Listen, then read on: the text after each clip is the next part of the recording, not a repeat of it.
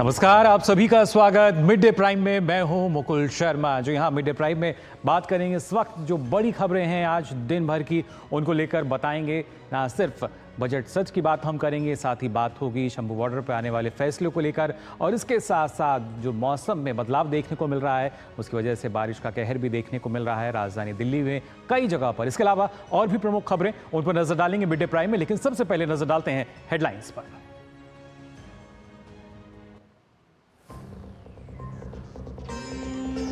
संसद के बजट सत्र का तीसरा दिन, लोकसभा में विपक्ष का हंगामा। विपक्षी सांसदों ने राज्यसभा से किया वॉकआउट। दोनों सदनों में बजट पर चर्चा।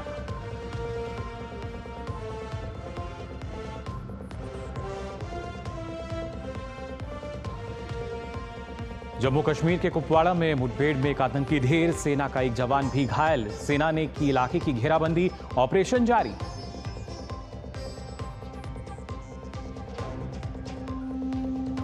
किसान आंदोलन से जुड़े मामले में शंभू बॉर्डर खुलेगा या नहीं, आज सुप्रीम कोर्ट में होगा फैसला। हरियाणा सरकार ने दी है पंजाब और हरियाणा हाई कोर्ट के आदेश को चुनौती। ब्रिटेन के विदेश मंत्री डेविड लेमी आज से भारत के 2 दिवसीय दौरे पर। विदेश मंत्री डॉक्टर जयशंकर से तमाम महत्वपूर्ण विषयों पर करेंगे चर्चा।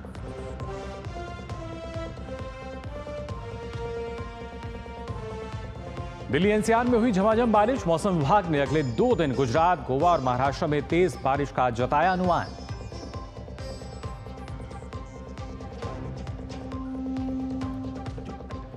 और नेपाल में विमान हादसे में 18 लोगों की मौत। काठमांडू के त्रिभुवन अंतर्राष्ट्रीय हवाई अड्डे पर फिसलने के बाद क्रैश हुआ विमान। चालक दल समेत 19 यात्री थे सवार।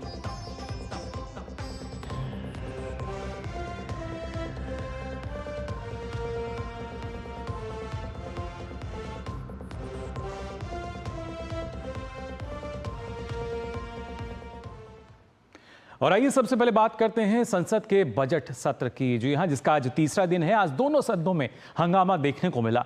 लोकसभा में प्रश्नकाल के दौरान केंद्रीय बजट के खिलाफ विपक्षी सांसदों ने नारेबाजी की। वहीं विपक्षी सांसदों ने राज्यसभा से वॉकआउट कर दिया। दोनों सदनों में बजट पर चर्चा प्रस्तावित है। लोकसभा और राज्यसभा में बजट पर चर्चा के लिए 20-20 घंटे आवंटित किए गए हैं। बीजेपी की तरफ से प्लबदेव चर्चा की शुरुआत करेंगे। इसके अलावा अनुराग ठाकुर, निशिकांत दुबे, पृथ्वी महताब बजट पर चर्चा में भाग लेंगे। तो वहीं कांग्रेस को बजट चर्चा के लिए 4 घंटे का वक्त मिला है। और खासतौर से अगर देखा जाए तो क्योंकि विपक्ष के भेदभावपूर्ण बजट के आरोप पर वित्त मंत्री निर्मला सीतारमण ने राज्यसभा में कहा कि बजट में हर राज्य का नाम लेने का मौका नहीं मिलता।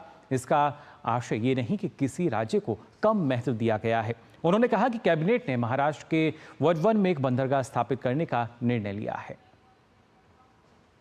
To the point that he raised, that I have not named many states and probably spoke about only 2 states. Congress party has been in power for a very long time in this country. They presented so many different budgets, and they would know clearly that in every budget you don't get an opportunity to name every state of this country. I have not named very many states. But let me take the example of Maharashtra, for instance.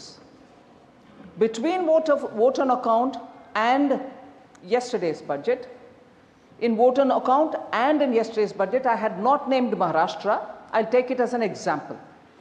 Cabinet has, under the leadership of Prime Minister Modi, passed a very important decision. It has taken the decision to set up a very big port in Vadavan in Maharashtra. Did Maharashtra get ignored because I did not mention the name of Maharashtra? 76,000 crores have been announced for that project. तो वित्त मंत्री निर्मला सीतारमण जो की जवाब दे रही थी कि कैसे हर राज्य जो है अगर उसका नाम नहीं लिया जा रहा है, इसका अर्थ ये नहीं है कि वहां पर सरकार विकास नहीं कराना चाहती है। नाम ना लेने के बावजूद भी लगातार हर एक राज्य की अगर बात की जाए तो केंद्र सरकार की प्रयास यही है कि वहां भी विकास के बयार पहुंचे और विकास जारी भी है। रेल मंत्री अश्विनी वैष्णव ने भी बजट में महाराष्ट्र के साथ भेदभाव के आरोपों को सिरे से खारिज कर दिया। लोकसभा में अश्विनी वैष्णव ने पिछले 10 सालों में महाराष्ट्र में विकास की गति में आई तेजी का जिक्र किया। पिछले फाइनेंशियल ईयर 2023-24 में महाराष्ट्र को 13,539 करोड़ रुपए मिले हैं रेलवे के डेवलपमेंट के लिए, और काम की गति भी पिछले 10 वर्षों में बहुत बढ़ी है। यूपीए के पीरियड में केवल 58 किलोमीटर साल के रेलवे लाइंस बनती थी और प्रधानमंत्री श्री नरेंद्र मोदी जी के 10 साल के फर्स्ट और सेकंड टेन्योर में 183 kilometre per year railway lines बनी और 10 वर्षों में 1830 किलोमीटर टोटल रेलवे लाइंस बनी है। इसके अलावा रेलवे स्टेशंस का डेवलपमेंट और हर तरह से रेलवे इंफ्रास्ट्रक्चर का महाराष्ट्र में बहुत बड़ा फोकस है। माननीय अध्यक्ष जी आज जब डिटेल डिमांड फॉर ग्रांट्स पेश करेंगे उसमें भी महाराष्ट्र के लिए कई नई बातें होंगी। तो केंद्रीय मंत्री अश्विनी वैष्णव जिन्होंने बताया कि किस तरीके से महाराष्ट्र की बात की जाए तो वहाँ पे लगातार जो विकास है वो हुआ है और खासतौर से रेलवे ने पिछले एक दशक में कितनी तेज़ गति से जो विकास है उसको पकड़ा है। इस पर और ज़्यादा जानकारी के लिए आइए अब रुक कर लेते हैं हमारे संवाददाता शैलेंद्र मिश्र फिलहाल हमारे साथ जुड़ चुके हैं। शैलेंद्र, अगर देखा जाए क्योंकि आज के सत्र की अगर बात की जाए उम्मीद की जा रही थी कि शायद शांतिपूर्ण स्थिति देखने को मिलेगी, सार्थक बातचीत जो है वो होती हुई नजर आएगी, लेकिन यहाँ तो स्थिति बिल्कुल उलट नजर आ रही है। देखिए, हम देख रहे हैं कि राज्यसभा भोजनावकाश के लिए स्थगित हुई है 2 बजे तक और उसके बाद वहां पर हम देखेंगे कि चर्चा शुरू होगी आम बजट पर और जम्मू कश्मीर को बजट भी साथ में उसी पर चर्चा होगी। और लोकसभा में 12 बजे जब अहम पत्रावलियां सदन के पटल पर रखी गई उसके बाद शून्यकाल में हम देख रहे हैं कि तमाम सदस्यों को, जिसमें सत्ता पक्ष के भी सदस्य हैं और विपक्ष के सदस्य, उनको अपनी अपनी मुद्दे अपनी अपनी बात रखने का मौका दिया जा रहा है। ये बहुत महत्वपूर्ण होता है जब लोकसभा के सांसदों को अपने क्षेत्र के मुद्दे उठाने का मौका मिलता है। उसमें हम देख रहे हैं कि कई सांसदों ने अपनी बात रखी है। प्रश्नकाल में आज जरूर हमने देखा था, लोकसभा में थोड़ी देर के लिए हंगामा हुआ था और राज्यसभा जैसे ही शुरू हुई मल्लिकार्जुन खड़गे ने कहा कि बजट में कुछ राज्यों के साथ भेदभाव किया गया है। उसका हमने देखा कि जवाब भी वित्त मंत्री निर्मला सीतारमण की तरफ से दिया गया कि किसी राज्य विशेष का नाम ना लेने का मतलब ये नहीं है कि उस राज्य के साथ कोई भेदभाव किया गया है या उस राज्य को कोई आवंटन कम किया गया है। कि हम जानते हैं कि बिहार और आंध्र प्रदेश को कुछ विशेष एक तरह से कहें तो एक राहत मिली है बजट के प्रावधानों के तहत। तो उसको लेकर विपक्ष दल कह रहे हैं कि 2 राज्यों को अलग से एक तरह से देखें, प्राथमिकता दी गई है लेकिन बाकी राज्यों की अनदेखी की गई है। इस पूरे आरोप को सिरे से खारिज सत्ता पक्ष की तरफ से किया गया है। किरण रिजिजू हो, चाहे वो मीडिया से बातचीत करते हुए या फिर सदन के अंदर हमने देखा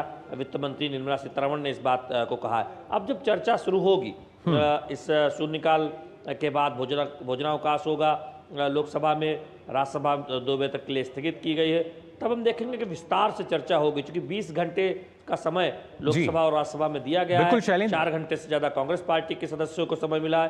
तो सत्ता पक्ष हो या विपक्ष हो, वो विस्तार से अपनी बात रखेंगे जब आम बजट पर चर्चा शुरू हो। बिल्कुल शैलेंद्र, जिस तरीके से जो बेबुनियाद आरोप लगाए गए और उसके बाद उनको सिरे से खारिज भी किया गया तो कहीं ना कहीं जवाब भी मिला है, लेकिन जो 4 घंटे का भी समय दिया गया है उससे अधिक का शायद जो समय मिल पाएगा विपक्ष को अपनी बात रखने के लिए, बजट पर चर्चा के लिए। क्या माना जाए कि आप वहाँ पे जो एक सार्थक चर्चा जो है कुछ नज़र आई? देखिए, निश्चित तौर पर हम संसद में देखते हैं कि तमाम असहमतियों के बावजूद सत्ता और विपक्ष के नेता ये तय करते हैं कि एक सार्थक चर्चा हो और एक सहमति उसको लेकर बनती है। आम बजट पर जब चर्चा होगी लोकसभा में और राज्यसभा में, तब हम देखेंगे कि सत्ता पक्ष की तरफ से कई महत्वपूर्ण नेता बोलेंगे। अनुराग सिंह ठाकुर, पूर्व केंद्रीय मंत्री निशिकांत दुबे, भृतृहरि मेहताब सहित कई महत्वपूर्ण नेता बीजेपी के तरफ से अपनी बात रखने वाले हैं, बजट पर चर्चा में हिस्सा लेने वाले हैं। केंद्रीय मंत्री भी बीच बीच में हम देखेंगे कि हस्तक्षेप कर सकते हैं। कांग्रेस की तरफ से कई नेता बोलेंगे, कांग्रेस के सहयोगी दलों की तरफ से भी नेता बोलेंगे। तो निश्चित तौर पर सबको मौका मिलेगा, क्योंकि 20 घंटे की चर्चा है तो सत्ता पक्ष को भी खूब मौका मिलेगा और विपक्ष के तमाम सांसद, उनके जो पार्टियों के जो नेता हैं अलग अलग दलों के, उनको भी खूब मौका मिलेगा। और इस चर्चा का जवाब वित्त मंत्री निर्मला सीतारमण लोकसभा और राज्यसभा में विस्तार से चर्चा का जवाब भी देंगी। तो ये हम देखते हैं कि महत्वपूर्ण मुद्दों पर सार्थक चर्चा होती है। हालांकि कई बार टकराव की स्थिति होती है, आरोप प्रत्यारोप होते हैं। हमने आज सुबह देखा भी राज्यसभा में जब मल्लिकार्जुन खड़गे नेता विपक्ष ने जो कुछ आरोप लगाए उसका जवाब भी सत्ता पक्ष की तरफ से दिया गया। लोकसभा में थोड़ी देर के लिए जब हंगामा हो रहा था या फिर एडजॉर्नमेंट की बात कही जा रही थी, लोकसभा अध्यक्ष ने कहा कि प्रश्नकाल के अलावा कुछ नहीं जाएगा।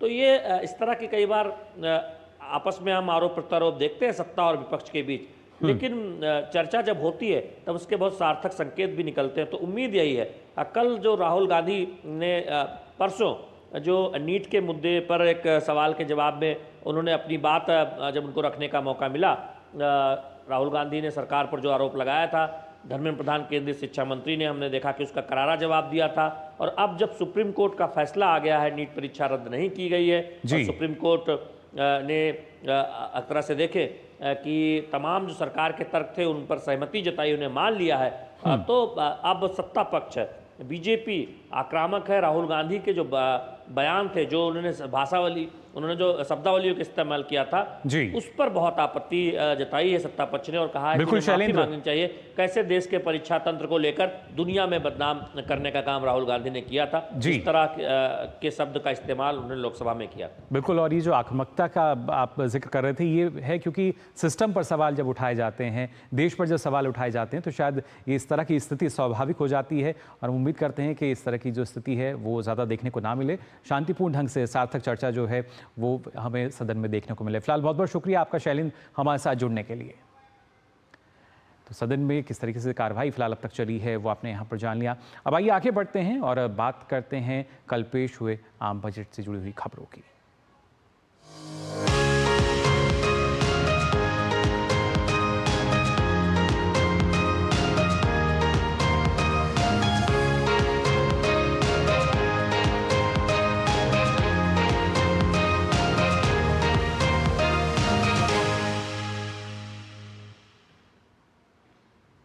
जी हाँ, बजट 2024 की अगर बात की जाए तो खासतौर से मोदी 3.0 सरकार के पहले बजट में मुख्य फोकस 4 श्रेणियां यानी गरीब, महिला, युवा और किसान पर रहा। मोदी सरकार ने रोजगार के लिए जो योजनाएं घोषित की हैं उसका लाभ कैसे लिया जा सकता है, किस तरीके से इनका लाभ आप ले पाएंगे, आइए जानते हैं सबसे पहले इस रिपोर्ट में। मोदी 3.0 सरकार के पहले बजट में मुख्य फोकस 4 श्रेणियों गरीब, महिला, युवा और किसान पर रहा। इन 4 श्रेणियों के माध्यम से सरकार ने ये सुनिश्चित करने का प्रयास किया है कि विकास का लाभ सभी वर्गों तक पहुंचे। बजट में वित्त मंत्री ने युवाओं के लिए कई महत्वपूर्ण घोषणाएं की। इनमें पहली इंटर्नशिप और पहली नौकरी पर सब्सिडी देने से लेकर प्रधानमंत्री मुद्रा योजना के तहत मिलने वाली राशि को 2 गुना करने का ऐलान शामिल है। बजट में पहली बार नौकरी पाने वाले कर्मचारियों को 1 महीने का वेतन देने की घोषणा की गई है। इस योजना के तहत पहली बार नौकरी पाने वाले कर्मचारियों को सरकार 15,000 रुपये देगी। ये रकम सीधे कर्मचारी के खाते में जाएगी। आइए समझते हैं कि ये योजना कैसे लागू की जाएगी। सब्सिडी के रूप में 1 महीने की मजदूरी, वेतन अधिकतम 15,000। योजना सभी क्षेत्र में होगी लागू। सब्सिडी पहली बार रोजगार पाने वाले को नियुक्त करने में कर्मचारियों और नियोक्ताओं की सहायता करने के लिए है। प्रति माह 1 लाख रुपए से कम मजदूरी वेतन पाने वाले व्यक्तियों के लिए योजना है। सब्सिडी का भुगतान 3 किस्त में किया जाएगा।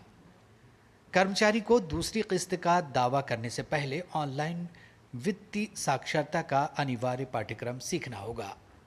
अगर पहली बार रोजगार पाने की नौकरी 12 महीने के भीतर खत्म हो जाती है तो सब्सिडी की राशि नियोक्ता को लौटानी होगी। योजना से प्रतिवर्ष 1 करोड़ लोग लाभान्वित होंगे। इस योजना की अवधि 2 वर्ष होगी। This kind of a subsidy giving, one, you give the first one month salary. 2, you're also giving both for the employee and for the employer subsidy. So the applicable person for whom it is being given may even draw a wage up to 1 lakh rupees. But to the extent of 15,000 is what you're giving as a subsidy. The installments, as I said, for the first 1 month wage that you want to give will be done over 3 installments, direct into the first time employee's account. नई सरकार के गठन के बाद पहला budget पेश करते हुए वित्त मंत्री ने 5 योजनाओं और नई पहल के एक पैकेज की घोषणा की। इस पैकेज का उद्देश्य 4.1 करोड़ युवाओं को रोजगार सृजन, कौशल विकास और अन्य अवसर उपलब्ध कराना है, जिसके लिए 5 वर्ष की अवधि में 2 लाख करोड़ रुपए की केंद्रीय सहायता राशि निर्धारित की गई है। सरकार ने शिक्षा, रोजगार और कौशल विकास के लिए 1,48,000 करोड़ रुपए का प्रावधान किया है। Bureau report, DD news. तो जाना आपने किस तरीके से लाभ जो है वो मिल सकेगा। वित्त मंत्री निर्मला सीतारमण ने अपने बजट में रोजगार और कौशल प्रशिक्षण के लिए 3 योजनाओं की भी घोषणा की। उन्होंने अपने बजट भाषण में रोजगार, कौशल विकास, एमएसएमई और मध्यम वर्ग पर विशेष रूप से ध्यान दिया। वित्त वर्ष 2024-25 के बजट में सरकार ने रोजगार, कौशल प्रशिक्षण, एमएसएमई और मध्यम वर्ग पर ध्यान केंद्रित किया है। केंद्रीय वित्त मंत्री निर्मला सीतारमण ने रोजगार, कौशल प्रशिक्षण और अन्य अवसरों की सुविधा के लिए प्रधानमंत्री की 5 योजनाओं और पैकेजों की घोषणा की है। इसमें 5 वर्ष की अवधि में 4.1 करोड़ युवाओं को लाभ होगा। सरकार ने शिक्षा, रोजगार और कौशल प्रशिक्षण के लिए 1.48 लाख करोड़ रुपए का प्रावधान किया। सरकार प्रधानमंत्री पैकेज के हिस्से के रूप में रोजगार संबंधित प्रोत्साहन के लिए 3 योजनाओं को लागू करेगी। ये ईपीएफओ में नामांकन के साथ साथ पहली बार रोजगार पाने वालों की पहचान करने और कर्मचारियों और नियोक्ताओं को सहायता प्रदान करने पर आधारित होंगे। First timers. This scheme will provide 1 month wage to all persons newly entering the workforce in all formal sectors.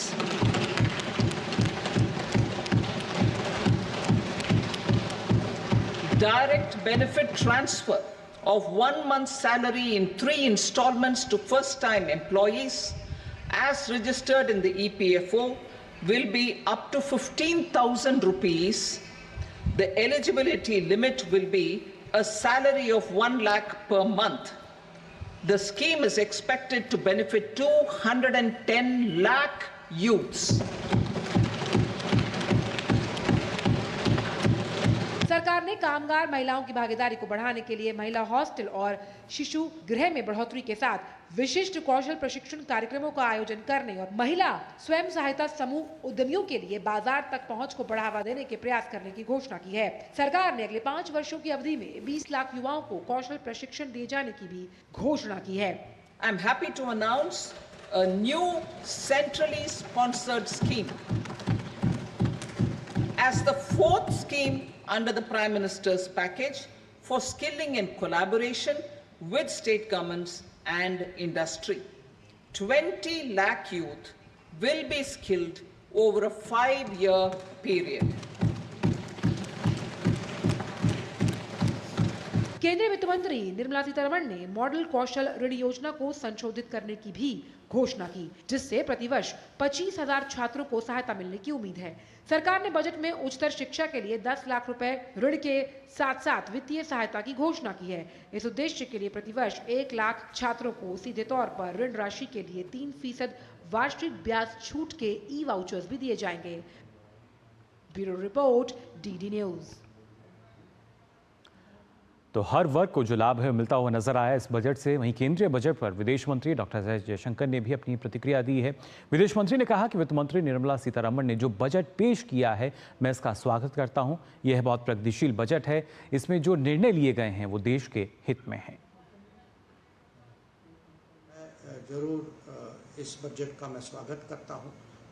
विदेश मंत्री होने के नाते भी स्वागत करता हूं, पर जब अगर मैं पूरे एक किस्म से नेशनल पर्सपेक्टिव से देखता हूं तो मुझे लगता है कि ये बहुत प्रोग्रेसिव बजट है। इसमें बहुत सोच समझ के साथ जो निर्णय जो लिए गए हैं और इनका जरूर देश के हित में है। और मुझे लगता है कि देश की प्रगति के लिए ये तीसरे टर्म, एनडीए के तीसरे टर्म में बहुत अच्छा शुरुआत है।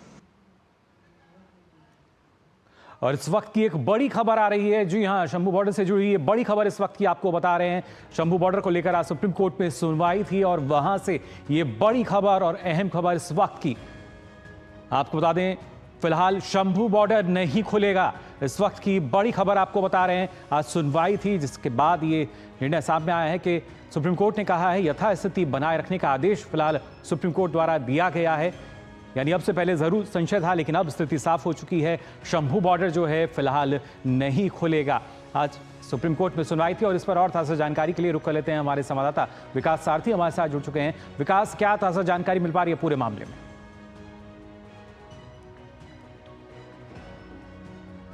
आदेश था शंभू बॉर्डर को खोलने का, उस पर फिलहाल अमल नहीं होगा। सुप्रीम कोर्ट ने यथास्थिति बनाए रखने का आदेश दिया है। आज जब हरियाणा की तरफ सॉलिसिटर जनरल तुषार मेहता पेश हुए तो उन्होंने कहा कि उनको आपत्ति किसानों के दिल्ली आने को लेकर के नहीं है, लेकिन जिस तरीके से वो आना चाहते हैं, यानी ट्रैक्टर ट्रॉली के साथ और जेसीबी के साथ, उन्होंने बताया कि 500-600 ट्रैक्टर ट्रॉली जो लगभग बख्तरबंद की तरह हमको मॉडिफाई किया गया है, उनके आने पर आपत्ति है। और उन्होंने ये भी कहा कि कानूनन भी नेशनल हाईवे पर इस तरह की गाड़ियों को अनुमति नहीं दी जा सकती।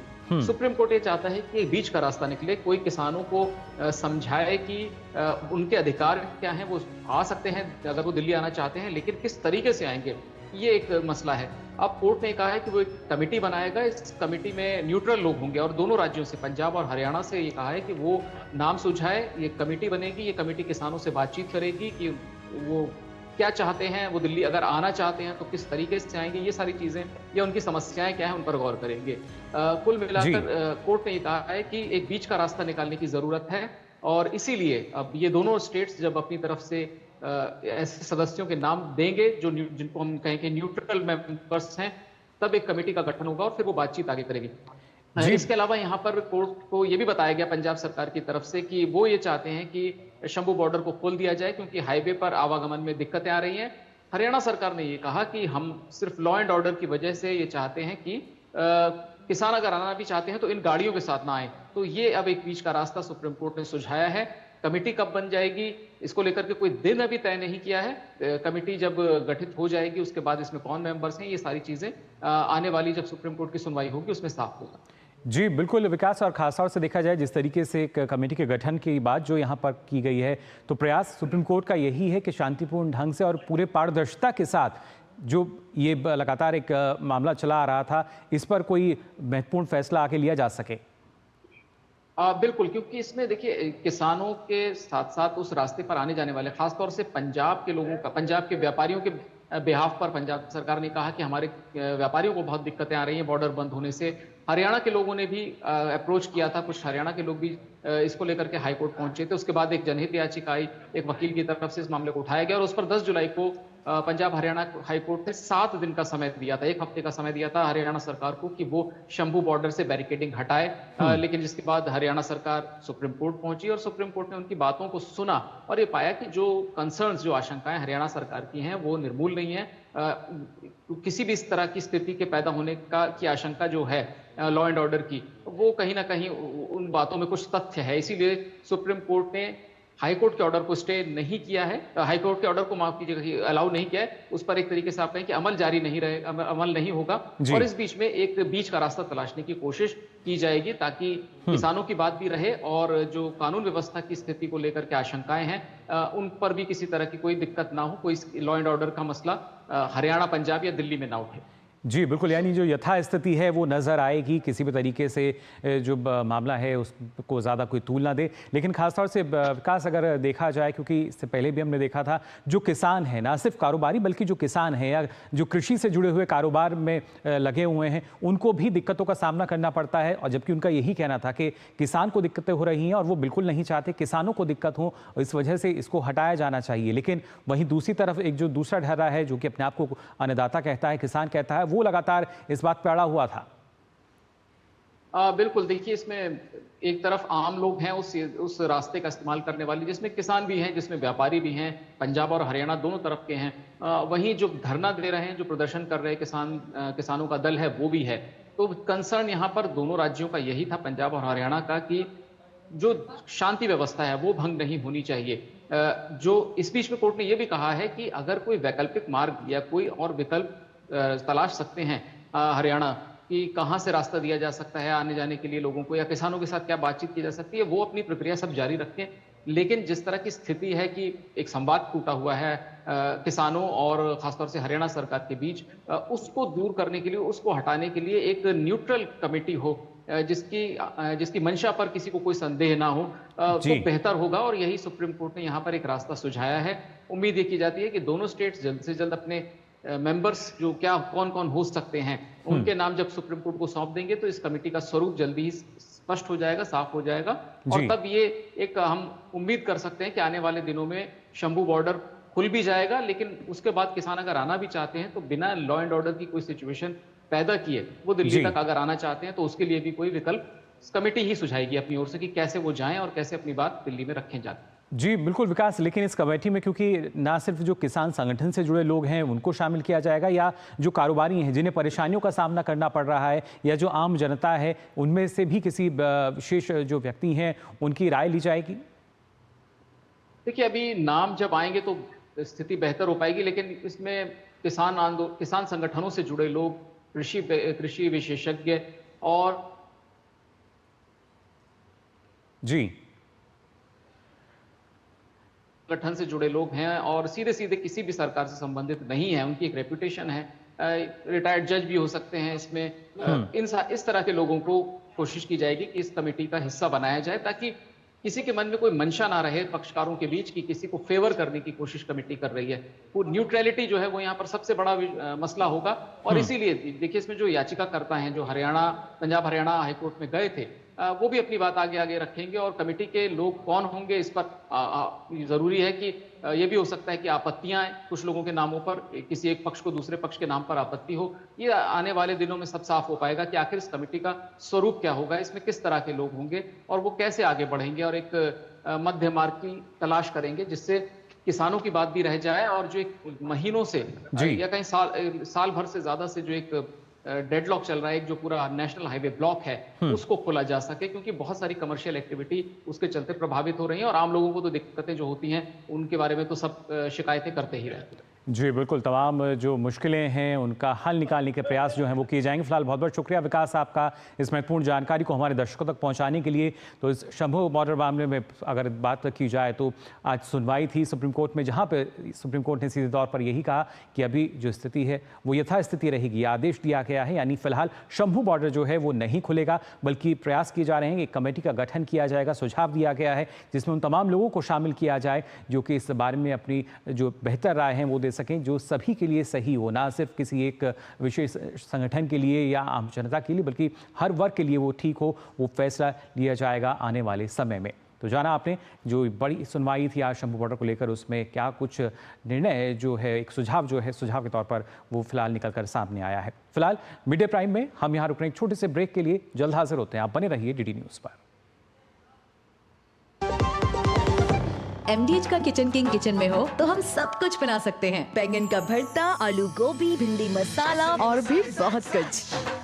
MDH। Hey girls! Hi! Congratulations! आज तो पार्टी चाहिए। पहले चैंपियन के साथ सेल्फी लेंगे। आइडिया, यही करते हैं पार्टी। Pizza party. ये चल अपना कार्ड और पिन दे। मेरे कार्ड की डिटेल्स मैं खुद ही डालूंगी। RBI कहता है अपना पिन, OTP, CVV या इंटरनेट बैंकिंग पासवर्ड किसी के साथ शेयर ना करें। ऑनलाइन बैंकिंग सिर्फ अपने कंप्यूटर, मोबाइल और सिक्योर नेटवर्क से करें।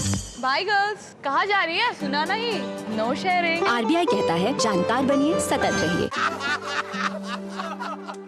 चुटकुला समझ नहीं आया? समझ तो ये नहीं आता कि खेत धान का या खरपतवार का। तो इसमें समझना क्या है दोस्त? ले आओ धान के खरपतवारों का स्पेशलिस्ट ग्रीन लेवल। IIL के ट्रैक्टर ब्रांड का ग्रीन लेवल, धान के खरपतवारों का स्पेशलिस्ट। तो ब्रेक के बाद आप सभी का एक बार फिर स्वागत मिड डे प्राइम में। अब आइए बात करते हैं पेपर लीक मामले को लेकर। खासतौर से इस पर लगातार जो पक्ष की बात की जाए, विपक्ष की बात की जाए, हर ओर से अलग अलग बयान निकलकर सामने आते हैं। इस बीच आपको बता दें, भाजपा के वरिष्ठ नेता रविशंकर प्रसाद ने कहा कि नीट पेपर लीक मामले में सुप्रीम कोर्ट के फैसले के बाद स्थिति बिल्कुल साफ हो चुकी है। रविशंकर प्रसाद ने राहुल गांधी पर देश की परीक्षा व्यवस्था के खिलाफ अविश्वास का माहौल बनाने का आरोप लगाया। सुप्रीम कोर्ट ने 22, 23 और 24 के एग्जामिनेशन के सारे रिजल्ट्स को एग्जामिन भी किया और ये पाया कि कोई इसमें एनोमली एक्स्ट्रॉर्डनरी नहीं पाई गई। जो पहले के रिजल्ट होते थे उसी के अनुसार ये भी रिजल्ट थे। तो सुप्रीम कोर्ट ने कहा कि अब कोई आवश्यकता नहीं है दोबारा परीक्षा कराने की, क्योंकि इसके कारण बहुत केओस होगा, बच्चों का सेशन गड़बड़ होगा जिन्होंने ईमानदारी से परीक्षा दी है, उनका भविष्य अंधकार में जाएगा। तो यहाँ रविशंकर प्रसाद ने सीधे तौर पर कहा कि सुप्रीम कोर्ट जो है वो स्थिति को लगभग साफ कर चुका है। लेकिन इस बीच संसदीय कार्य मंत्री किरेन रिजिजू ने नीट पेपर लीक मामले पर प्रतिपक्ष के नेता राहुल गांधी पर निशाना साधा। उन्होंने सुप्रीम कोर्ट के फैसले के बाद राहुल गांधी से सदन से माफी मांगने को कहा। जितना भी एग्जामिनेशन होता है उसको फ्रॉड कहना, ये देश के जनता और सिस्टम को एक तरीके से इंसल्ट किया है। सुप्रीम कोर्ट ने बहुत कैटेगोरिकली कहा है कि कोई अगर गलती किया है उसके खिलाफ कार्रवाई होगा, और जो स्टूडेंट्स और जो भी लोग पेपर लीक में इन्वॉल्व है या किसी ने पेपर लीक करने का कोशिश किया या कहीं भी डायरेक्टली इनडायरेक्टली उसको दोषी या लिंक पाया गया तो उसका अलग से कार्रवाई होगा। लेकिन पूरा सिस्टम को, जैसे लोकसभा में राहुल गांधी ने कहा कि सिस्टम ही बिक चुका है, तो इसको सुप्रीम कोर्ट के ऑर्डर आने के बाद श्रीमान राहुल गांधी जी को सदन से भी माफ़ी मांगना चाहिए। किरेन रिजिजू, जिनका सीधे तौर पर यही कहना कि नेता प्रतिपक्ष राहुल गांधी को माफी मांगनी चाहिए पूरे सदन से, क्योंकि उसी सदन में राहुल गांधी ने इस परीक्षा तंत्र पर सवाल खड़े किए थे, पूरे सिस्टम पर सवाल खड़ा किया था और कहा था कि सिस्टम बिक चुका है। और इसी को लेकर अलग अलग प्रतिक्रियाएं जो हैं वो फिलहाल सामने आ रही हैं। अब आइए आगे बढ़ते हैं, बात करते हैं जम्मू कश्मीर के कुपवाड़ा की, जहां सुरक्षा बलों और आतंकियों के बीच रात से मुठभेड़ जारी है। एनकाउंटर के बीच सुरक्षा बलों के जवानों ने एक आतंकी को ढेर भी कर दिया है। वहीं मुठभेड़ में सेना का एक जवान भी घायल हुआ है। यह आतंकी मुठभेड़ कुपवाड़ा की लुलाब घाटी के त्रिमुखा टॉप पर जारी है। सुरक्षा बलों ने आतंकियों को उस समय घेर लिया जब वह वास्तविक नियंत्रण रेखा यानी LOC के पास जंगल में भागने की कोशिश कर रहे थे। फिलहाल सेना ने इलाके की घेराबंदी कर ली है और ऑपरेशन अभी जारी है।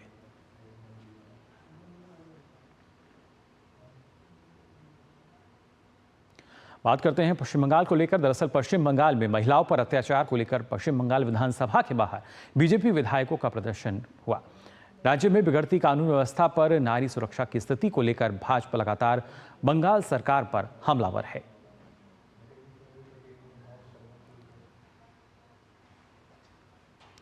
साथ ही बांग्लादेश पर पश्चिम बंगाल के मुख्यमंत्री ममता बनर्जी की टिप्पणी पर कटाक्ष करते हुए भाजपा नेता अमित मालवीय ने सोशल मीडिया एक्स पर लिखा है कि ममता बनर्जी न केवल पश्चिम बंगाल के लिए बल्कि भारत के लिए भी लगातार शर्मिंदगी का कारण बनी हुई हैं। बांग्लादेश के विदेश मंत्री डॉक्टर हसन महमूद ने असहाय लोगों को आश्रय प्रदान करने पर पश्चिम बंगाल के मुख्यमंत्री के हालिया बयान पर आपत्ति जताई है। उन्होंने कहा कि पश्चिम बंगाल की मुख्यमंत्री ममता बनर्जी के प्रति पूरे सम्मान के साथ मैं कहना चाहूँगा कि हमारे उनके साथ बहुत अच्छे संबंध हैं, हमारे बीच गहरे रिश्ते हैं, लेकिन उनकी टिप्पणियों से कुछ हद तक भ्रम पैदा हुआ है और गुमराह होने की गुंजाइश है। हमने इस मुद्दे पर भारत सरकार को एक नोट दिया है। विदेश नीति राज्यों के अधिकार क्षेत्र में नहीं है और ममता बनर्जी को पता होना चाहिए कि रेखा कहां खींचनी है।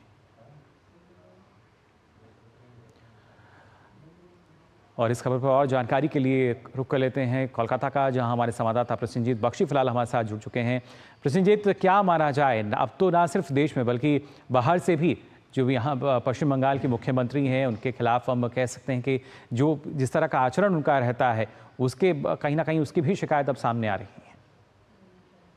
देखिए, पहले तो इस बारे में बात कर ले, बाद में अगर आपको वक्त है या आप सवाल पूछ सके तो हम असेंबली के बारे में भी बात करेंगे। ये ऐसा हो गया ना, जब बांग्लादेश में पिछले कई दिनों से थोड़ा सा वहां पे कानून व्यवस्था की थोड़ा गड़बड़ जब हम पूरे दर्शकों को बता रहे थे बार बार, उस समय ममता की मन में लड्डू फूटा था। एक विज्ञापन की ये है ना कि लड्डू मन में लड्डू फूटा, उस तरह की मन में लड्डू फूटा था कि फिर से कुछ मुसलमान आ जाए और हमारी जो वोट बैंक है उसको हम और थोड़ा सा मजबूत कर दे।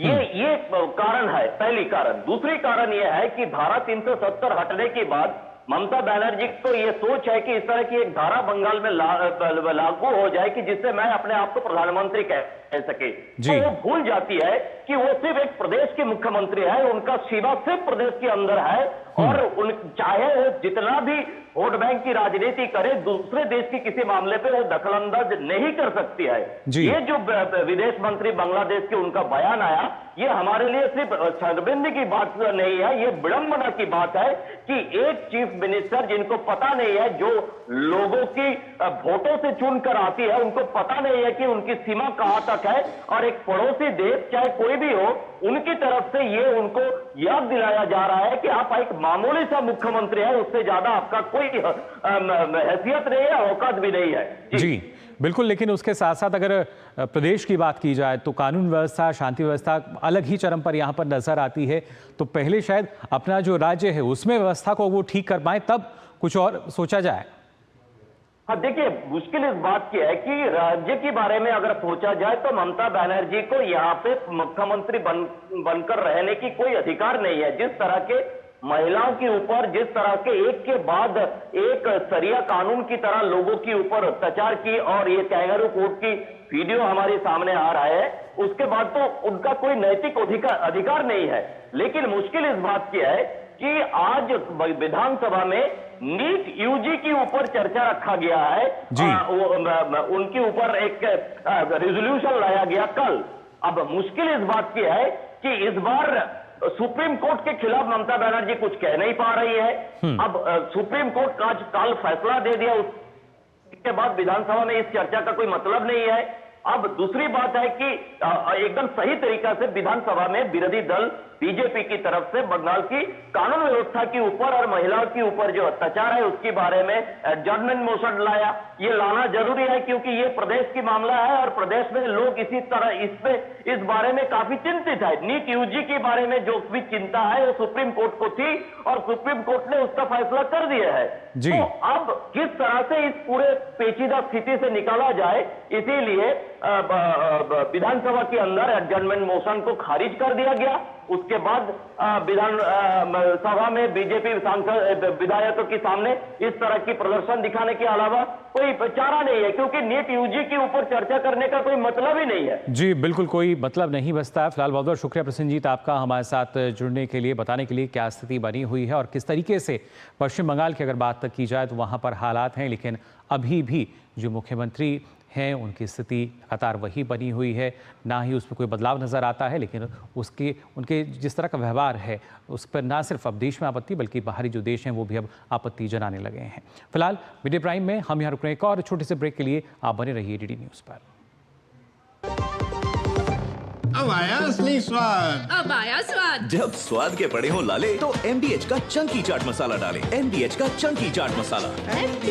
MDH।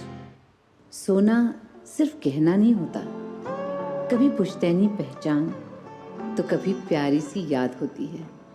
लाइफ में आगे बढ़ने के लिए उसी सोने से गोल्ड लोन लेने का फैसला समझदारी का होता है। मुथूट फाइनेंस ये बात समझते हैं, इसीलिए वो ईमानदारी, सच्चाई और आपके विश्वास को सबसे बढ़कर मानते हैं। मुथूट फाइनेंस, सदियों का भरोसा हमेशा के लिए। तो गोल्ड लोन के लिए कॉल करें 1-800-313-1212।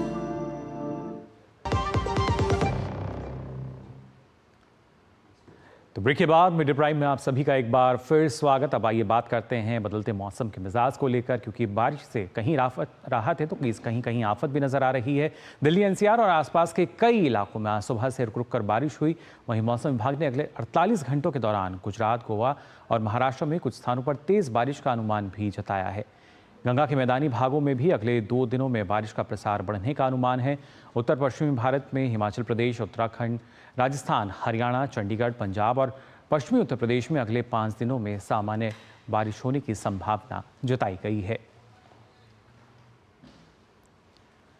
वहीं राजधानी दिल्ली की बात करें, उसके साथ साथ NCR में जहां उमस भरी गर्मी के बीच मौसम में बदलाव जो देखा गया, नोएडा, गाजियाबाद के कई इलाकों में झमाझम बारिश होने की वजह से गर्मी से तो कुछ राहत मिली, लेकिन दिल्ली में आसमान में बादल छाए हुए हैं और बारिश की वजह से सड़कें जलमग्न हो गई हैं, जिससे लोगों को आने जाने में काफ़ी परेशानी का सामना करना पड़ रहा है।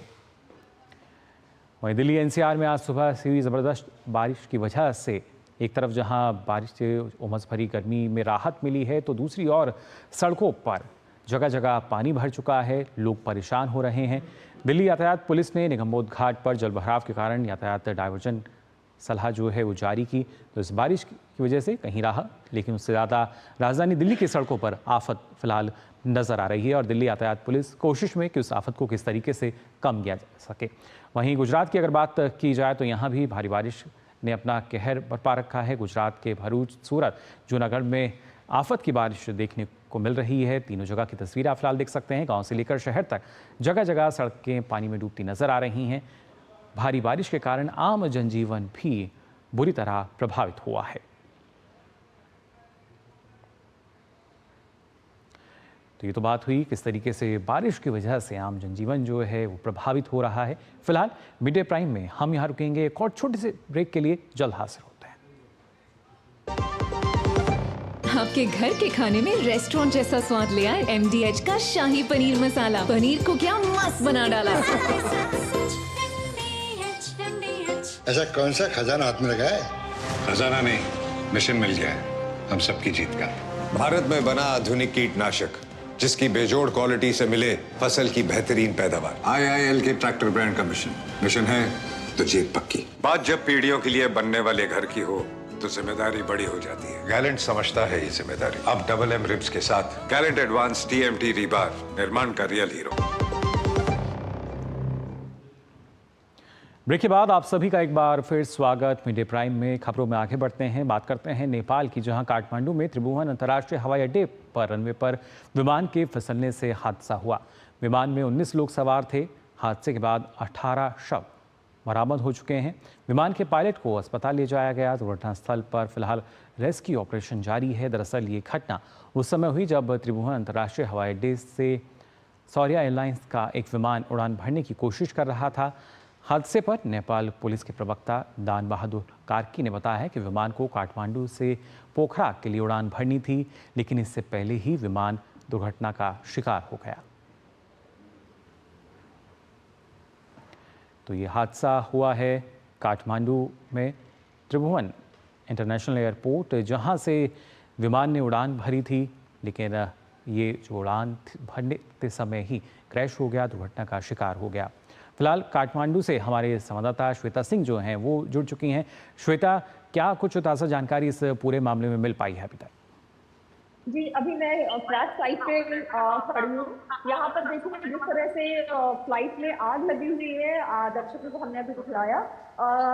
किसी के बचने की संभावना तो नहीं थी, तो 18 शव प्राप्त हुए हैं, जिसमें एक पायलट को बचाया गया और शुरू में एक पैसेंजर बचे हैं, बाकी सभी की मौत हो गई है। ये काठमांडू से पोखरा जा रही थी। तो ये थी जैसे ही फ्लाइट देखने वालों ने बताया कि जब फ्लाइट उड़ान भरने वाली थी कि उस समय उसका वो दाहिनी ओर मुड़ा और उसका जो राइट विंग है वो जमीन से टकराया और तुरंत जो एरोप्लेन है सौर्या एयरलाइन की उसमें आग लग गई।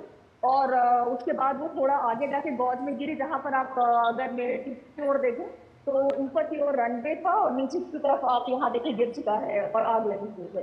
तो अभी रेस्क्यू ऑपरेशन से इसको आग बुझाई गई है और जो परिवारजन है उनको लाशें सौंप दी गई है। जी बिल्कुल श्वेता, और जिस तरीके से क्या जो मुख्य कारण है इस हादसे का, वो रनवे पर फिसलने की वजह से ही क्या माना जो नियंत्रण था वो पायलट उस वक्त खो चुके थे? देखिए, ये अभी कहना उचित नहीं होगा, क्योंकि जब तक ये टेक्निकल डिटेल रिपोर्ट आएगी उसके बाद ही ये पब्लिकली कहा जा सकता है। क्योंकि हम अभी जो देखने वाले हैं उसके हिसाब से जो वाकया घटा वो बता सकते हैं, जैसे कि उड़ान भरी गई, वो टकराया जमीन से और आग लग गई। मगर एग्जैक्ट टेक्निकल कारण जब तक डिटेल जांच नहीं होगी तब तक अभी कहना उचित नहीं है। जी बिल्कुल, और क्योंकि जो जांच है वो जाहिर तौर पर हम देख भी पा रहे हैं, बचाव दल जो है वो लगातार मौजूद, लेकिन 18 शव जो हैं बरामद हो चुके हैं और एक पायलट जो इनको अस्पताल ले जाया गया था, क्या उनकी स्थिति के बारे में कोई जानकारी मिल पाई है? नहीं, वो तो गंभीर रूप से घायल थे और उन्हें अस्पताल में इलाज चल रहा है। एक लौटे पायलट और एक पैसेंजर बचे हैं, बाकी सारे के सारे उसी समय हादसे की वजह से ही मर गए। आप अंदाजा लगा सकते हैं कितना भयावह वो आग होगा जिससे 18 लोग एक बार में ही चले गए। उसमें क्योंकि छोटी फ्लाइट होती है नेपाल में, यहाँ पे डोमेस्टिक फ्लाइट बहुत बड़ी नहीं होती है, मुश्किल से 22 से 20 सीटें होती हैं, एक बीच में आइस में दोनों साइड में 2-2 सीटें होती हैं, तो ज्यादा लोग फिट नहीं हो पाते हैं। और छोटी होती है तो टर्बुलेंस और भी बहुत ज्यादा बर्दाश्त नहीं कर पाती है ऐसी फ्लाइट। तो अभी तक तो यही जानकारी मिली है कि 18 लोगों का शव प्राप्त है, एक पायलट बचे हैं और उनका इलाज चल रहा है। जी श्वेता, क्या एयरलाइन की तरफ से भी कुछ जानकारी कुछ साझा की गई है? शौर्य एयरलाइंस ने नाम शेयर किया था जो लोग सवार थे उससे, बस शौर्य एयरलाइंस की ओर से यही जानकारी प्राप्त है, क्योंकि बाकी तो फिर नेपाल पुलिस ने हैंडओवर ले लिया है रेस्क्यू ऑपरेशन में, सिविल एविएशन डिपार्टमेंट में, तो उनकी तरफ से अभी रेस्क्यू ऑपरेशन ने आग बुझाने का काम हुआ है। जी बिल्कुल। और जिस तरीके से 18 लोगों की जो शव हैं वो बरामद किए जा चुके हैं, उनके बारे में कोई जानकारी के सब काठमांडू से थे या कहाँ से, किसी इस बात की कुछ जानकारी अभी तक हासिल हो पाई है? ये फ्लाइट एक्चुअली काठमांडू से पोखरा जा रही थी, तो उसमें सिर्फ एक फॉरेनर था और सिर्फ नेपाली नागरिक भी थे। तो जो जानकारी शौर्य एयरलाइन से प्राप्त है इसमें एक फॉरेनर और बाकी नेपाली थे, एक महिला थी और शेष पुरुष थे। जी बिल्कुल। तो फिलहाल नेपाल का ये पूरा मामला, जहां काठमांडू में जो विमान है वो हादसे का शिकार हुआ। बहुत बहुत शुक्रिया श्वेता आपका हमारे साथ जुड़ने के लिए और जानकारी हमारे दर्शकों तक पहुंचाने के लिए। और फिलहाल मिड डे प्राइम में हम यहाँ रुक रहे हैं, एक और छोटे से ब्रेक के लिए जल्द हाजिर होते हैं। लाल रंग इसका अपार, तीखा कम है फिर भी स्वाद, MDH कश्मीरी। बात जब पीढ़ियों के लिए बनने वाले घर की हो तो जिम्मेदारी बड़ी हो जाती है। गैलेंट समझता है ये जिम्मेदारी। अब डबल M रिब्स के साथ गैलेंट एडवांस TMT रीबार, निर्माण का रियल हीरो। चुटकुला समझ नहीं आया? समझ तो ये नहीं आता कि खेत धान का या खरपतवार का। तो इसमें समझना क्या है दोस्त? ले आओ धान के खरपतवारों का स्पेशलिस्ट ग्रीन लेबल। IIL के ट्रैक्टर ब्रांड का ग्रीन लेबल, धान के खरपतवारों का स्पेशलिस्ट। तो ब्रेक के बाद आप सभी का एक बार फिर स्वागत मिड डे प्राइम में। और आइए अब देखते हैं खेल जगत की खबरें।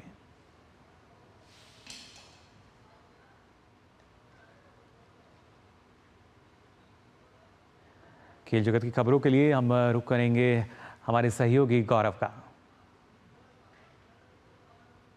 शुक्रिया मुकुल।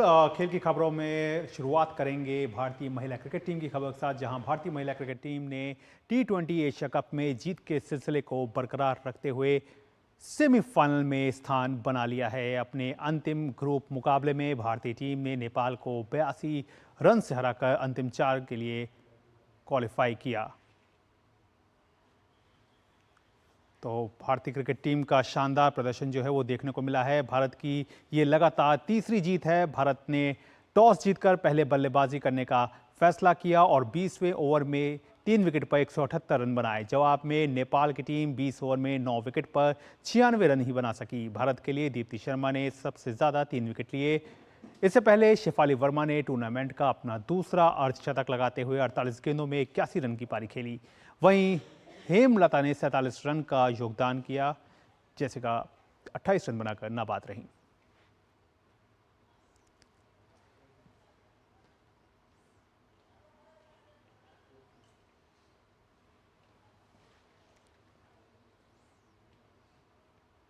तो भारतीय महिला क्रिकेट टीम के बाद अब बात कर लेते हैं ओलंपिक की, जहां पेरिस ओलंपिक के लिए भारतीय कुश्ती दल तैयार है एक बार फिर से देश को पदक दिलाने के लिए। इस बार ओलंपिक में भारत के 6 पहलवान अपना दमखम दिखाएंगे।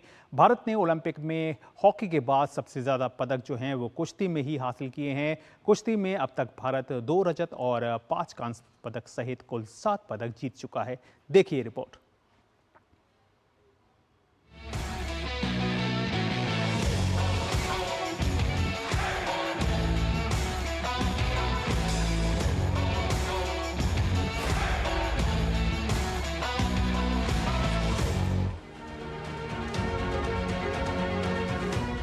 ये है खेलों का महासमर। गोल्ड मेडल पर है हर एक खिलाड़ी की नजर और इसी कड़ी में एक नजर है भारतीय पहलवानों की। ओलंपिक में कुश्ती से हरदम बड़ी उम्मीद रहती है। ये उम्मीद पिछले प्रदर्शन के आधार पर इस बार और भी ज्यादा परवान चढ़ी है। भारतीय पहलवानों की बात की जाए तो इस बार भारत के 6 पहलवान ओलंपिक में अपनी चुनौती पेश करेंगे। इन 6 पहलवानों में से 5 महिला पहलवान हैं, जबकि पुरुष पहलवानी में सिर्फ एक नाम अमन सहरावत का है। तो आइए जान लेते हैं कौन है ये पहलवान जिनसे इस बार पदक की उम्मीद देश को रहेगी। अंतिम पंघाल 53 किलोग्राम भार वर्ग में पेश करेंगी चुनौती। विनेश फोगाट 50 किलोग्राम भार वर्ग में, अंशु मलिक 57 किलोग्राम भार वर्ग में, रितिका हुड्डा 76 किलोग्राम भार वर्ग में, निशा दहिया 68 किलोग्राम भार वर्ग में और अमन सहरावत पुरुष फ्री स्टाइल 57 किलोग्राम भार वर्ग में अपनी चुनौती को ओलंपिक में सामने रखेंगे। अंतिम पंघाल हरियाणा के हिसार की रहने वाली हैं। अंतिम पंघाल 2 बार की under 20 world champion, Asian games, Asian championship और सीनियर विश्व कुश्ती चैंपियनशिप की पदक विजेता हैं। अंतिम अंडर 20 कुश्ती विश्व चैंपियनशिप में स्वर्ण पदक जीतने वाली पहली भारतीय महिला भी हैं।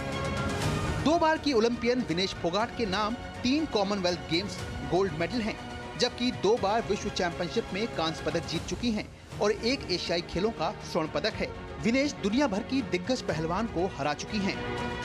अंशु विश्व चैंपियनशिप की रजत पदक विजेता हैं, राष्ट्रमंडल खेलों की रजत पदक विजेता हैं और एशियन चैंपियन भी हैं। इस खिलाड़ी के करियर का ग्राफ लगातार बढ़ रहा है। रितिका हरियाणा के रोहतक से आती हैं। इस खिलाड़ी ने 76 किलोग्राम भार वर्ग से ओलंपिक के लिए क्वालिफाई किया है। इस पहलवान की सबसे बड़ी ताकत उनका हुनर और खुद पर भरोसा है, जिसके दम पर ये खिलाड़ी खुद को आगे बढ़ाते हुए देखना चाहती है।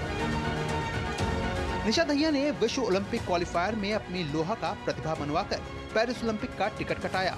निशा ने एशियाई चैंपियनशिप में रजत और विश्व अंडर 23 चैंपियनशिप में कांस्य पदक हासिल किया। अमन सहरावत वो पहलवान हैं जिन्होंने ओलंपिक ट्रायल में 2020 टोक्यो ओलंपिक के रजत पदक विजेता रवि दहिया को शिकस्त दी।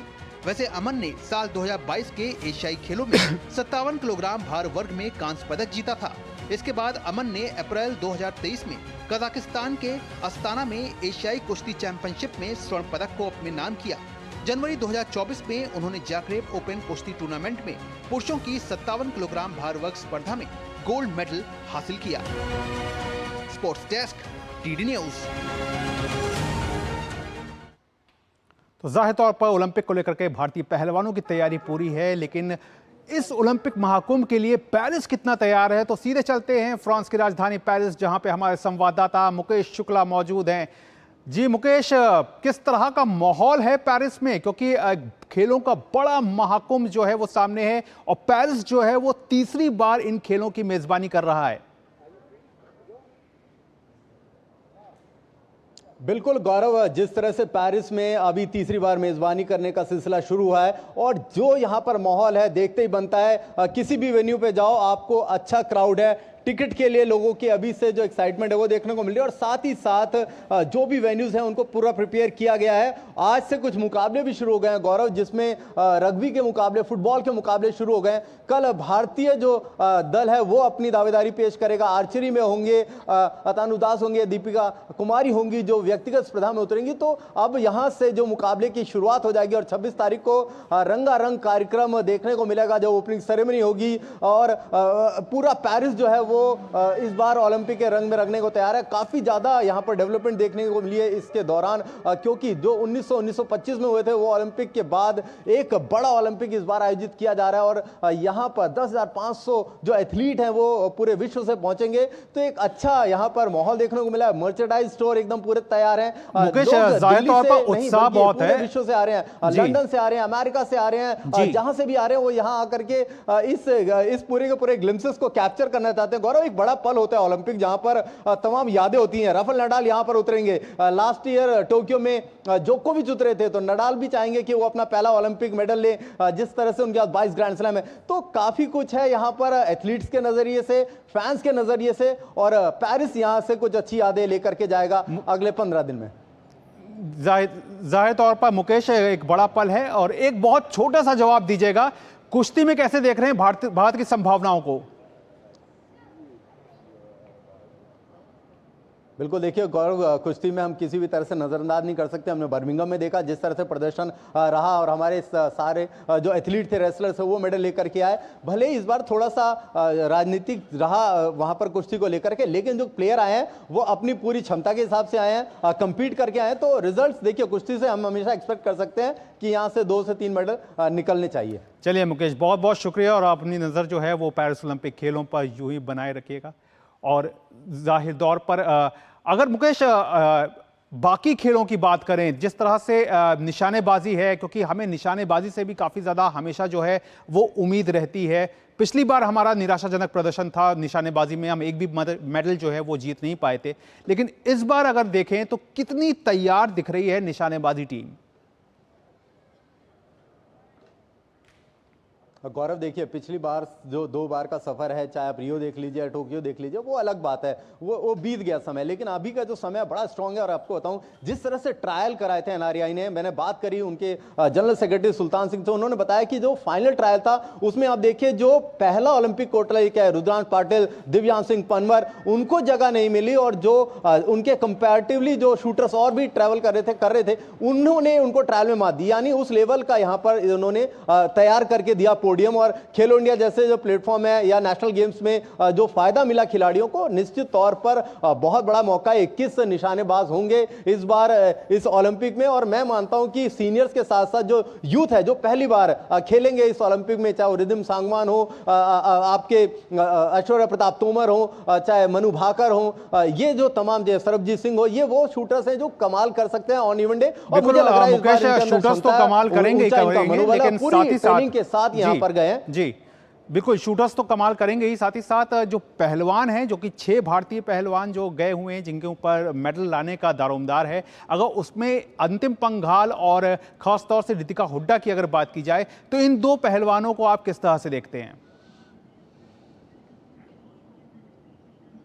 देखो, बिल्कुल युवा हैं और दोनों ही काफ़ी अच्छा करके आए हैं। पीछे आपने देखा होगा, आपने अंतिम पंगाल को लेकर के रिपोर्ट्स भी फाइल करी थी गौरव। तो जिस तरह से इनका खेलने का स्टाइल है, जिस तरह से वो रेसलिंग मैट पर उतरते हैं और खेलते हैं, तो उनके बात करने से, उनके बॉडी लैंग्वेज से पता लगता है। और रेसलर्स जो हैं हमारे पास, उनके पास बड़ा सारा पोटेंशियल है, महिला कैटेगरी में उनके पास अच्छी क्षमता है। तो मुझे लगता है यहाँ से ये दोनों की दोनों जो रेसलर्स हैं ये खाली हाथ नहीं आने वाली हैं। और जब जब जरूरत पड़ी है भारतीय रेसलर्स ने कराया, चाहे वो मेल हो या फीमेल। जिस तरह से सुशील पहलवान का जो सफर था, आप देखिए कितना अच्छा वो करते थे। उसके बाद एक नया सिलसिला शुरू हुआ था और महिलाओं में उसको लेकर के एक्साइटमेंट देखने को मिला, कॉमनवेल्थ में देखने को मिला, एशियन गेम्स में देखने को मिला। तो मुझे लगता है यहाँ से बेरंग होकर के पहलवान नहीं लौटेंगे। लेकिन ये गेम है गौरव, ज्यादा एक्सपेक्ट करना भी थोड़ा मुश्किल हो जाएगा, क्योंकि उस दिन जो ओपोनेंट है वो कैसा खेलता है, कैसा करता है, ये भी बड़ा उस दिन के ऊपर इंपॉर्टेंट होता है। कैसा माहौल होता है, कैसा वेदर होता है, वो तमाम चीजें देखने होंगी। जी बिल्कुल, जाहिर तौर पर गेम है और गेम में ये देखना होगा कि उस दिन जो है वो कौन सा पहलवान कैसे अपने आप को दांव पेच लगाता है, या फिर निशानेबाज कहें तो निशानेबाज कौन सा सही निशाना लेने में कितने कामयाब हो पाते हैं। बहरहाल आपने तमाम जानकारी दी पेरिस से, इसके लिए आपका बहुत बहुत शुक्रिया।